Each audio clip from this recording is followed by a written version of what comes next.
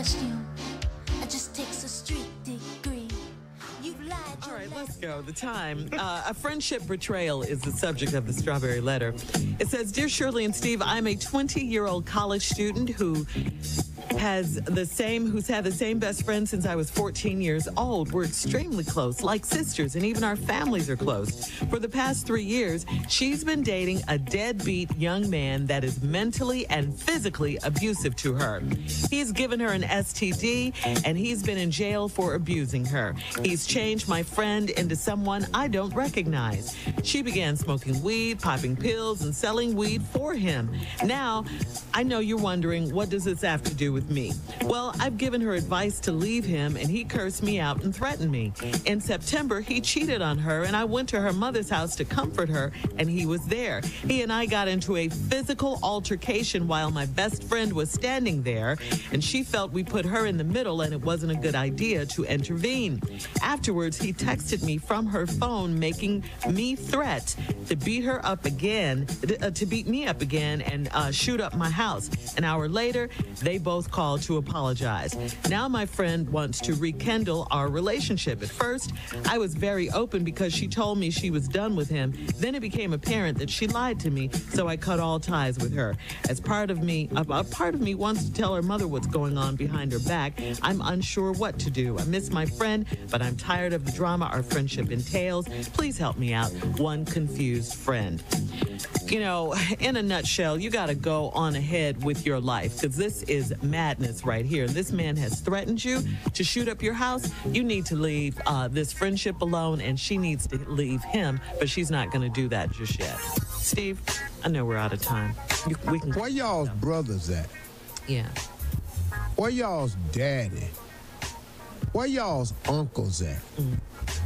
See, little dope boy need to have a conversation with a grown man, cause he just manhandling all these girls around here, jumping on this girl, got out here selling weed. See, he need to have a conversation from a grown man, a real man that love one of y'all. It just take one. That's what's wrong right here.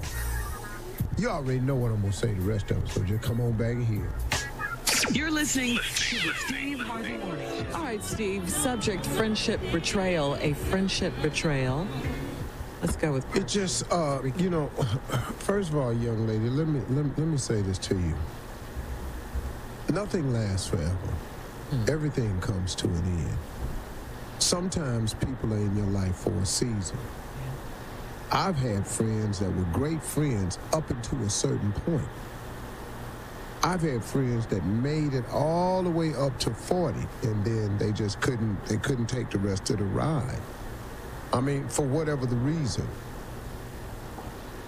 I think you're living your life in a great way.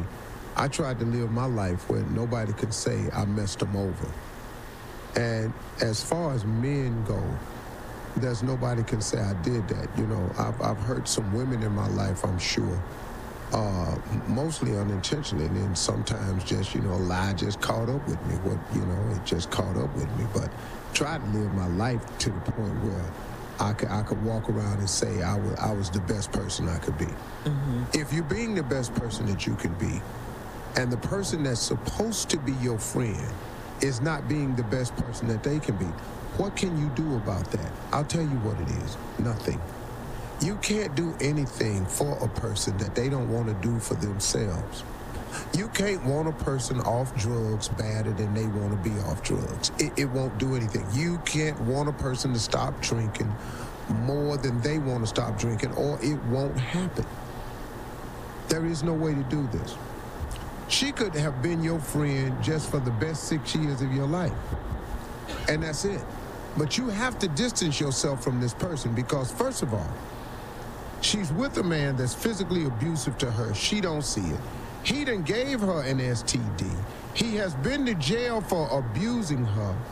He's turned your friend into someone she began smoking weed, popping pills, and selling weed for him.